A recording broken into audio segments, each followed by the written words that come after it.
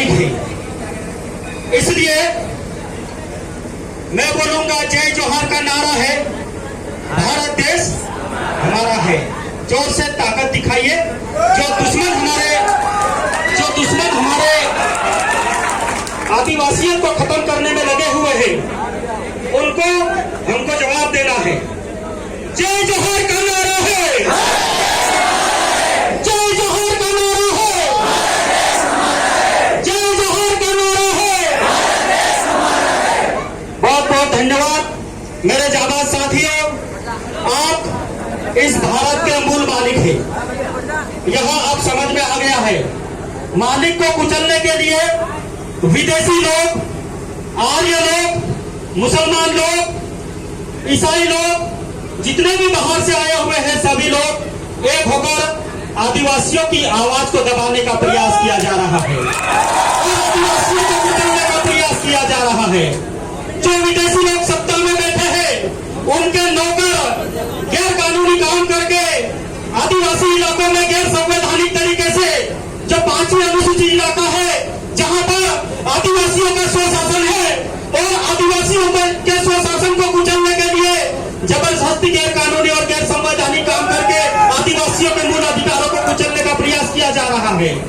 आज आदिवासी का जो विश्व आदिवासी दिवस है, इसको कमजोर करने का प्रयास किया जा रहा है और हम लोग कभी कमजोर नहीं होंगे, क्योंकि जो विश्व आदिवासी दिवस है वो पूरी दुनिया में मनाया जा रहा है।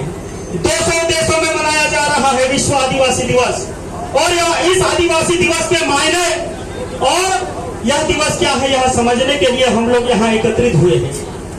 सबसे पहले इस दुनिया में 2 तरह की विचारधारा चल रही है। एक तरह की जो विचारधारा है वो विदेशी लोगों के द्वारा चल रही है, जो अभी हम लोग देख रहे हैं। आधुनिक विकास करना और उपभोक्तावादी जीवन शैली जीना, जिससे प्राकृतिक संसाधनों का दोहन करना और उसका व्यापार करना। दूसरी विचारधारा चल रही है आदिवासियों की, जो इस देश को बचाने के लिए, इस देश के जल जंगल जमीन को बचाने के लिए और पूरी दुनिया को बचाने के लिए आदिवासियों का संघर्ष चल रहा है। लेकिन जो आदिवासियों को खत्म करना चाहती है, जो विचारधारा जल जंगल जमीन का व्यापार करना चाहती है, वो विचारधारा मजबूत हो चुकी है और उस विचारधारा के साथ में पूरे देश का पुलिस प्रशासन, पूरे देश की आर्मी जल जंगल जमीन खत्म करने वाले दुश्मनों के साथ में खड़ी है साथियों। इसलिए मैं आपको जो मुझे प्रस्तावना के रूप में दिया गया है, या प्रस्तावना के रूप में जो विश्व आदिवासी दिवस क्यों मनाया जाता है, उसके लिए मैं आपके सामने बातें रखूंगा। पूरी दुनिया में 2 बार विश्व युद्ध हुए, उसके बाद में नागासाकी और हिरोशिमा में परमाणु बम गिराए गए। पूरी दुनिया में 2 देश, एक देश दूसरे देश पर परमाणु बम गिरा रहा था और उसी समय दुनिया के तमाम बुद्धिजीवी लोगों ने एक संगठन बनाया। 24 सितंबर 1945 को संयुक्त राष्ट्र संघ का गठन हुआ और गठन के बाद संयुक्त राष्ट्र संघ ने यह निर्णय लिया कि कोई देश जो युद्ध में बर्बाद हुआ है, कोई देश जहां पर युद्ध के कारण लोग मर गए हैं, कोई देश जहां पर प्राकृतिक संसाधन नष्ट हुए हैं, उस देश के आधुनिक विकास के लिए विश्व बैंक से पैसा देना, इसलिए विश्व बैंक से पैसा देना शुरू किया और आधुनिक विकास शुरू हुआ।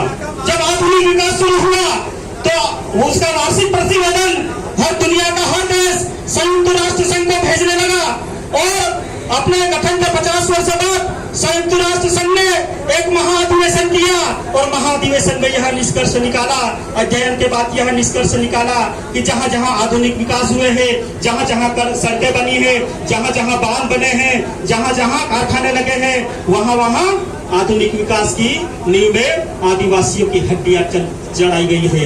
आधुनिक विकास की नींव में आदिवासियों की बलि चढ़ाई गई है। कोलंबस अमेरिका गया था, 11 करोड़ आदिवासियों की हत्या कर दी। उसके बाद अफ्रीका के आदिवासियों को 6 करोड़ आदिवासियों को मार दिया, ऑस्ट्रेलिया के 4 करोड़ आदिवासियों को मार दिया और भारत में 6 करोड़ आदिवासियों का विस्थापन कर दिया। ये जो कोलंबस की औलादे हैं, जो यूरोप से भारत में आई है, वो आदिवासी भारत पर राज करने का प्रयास कर रही रही है। इस देश में आदिवासी 100% था, जो आर्य बाहर से आए, मुगल बाहर से आए और ईसाई बाहर से आए, बौद्ध बाहर से आए। उसके पहले भारत में 100% आदिवासी था और गैर आदिवासी एक भी नहीं था। और इन गैर आदिवासियों ने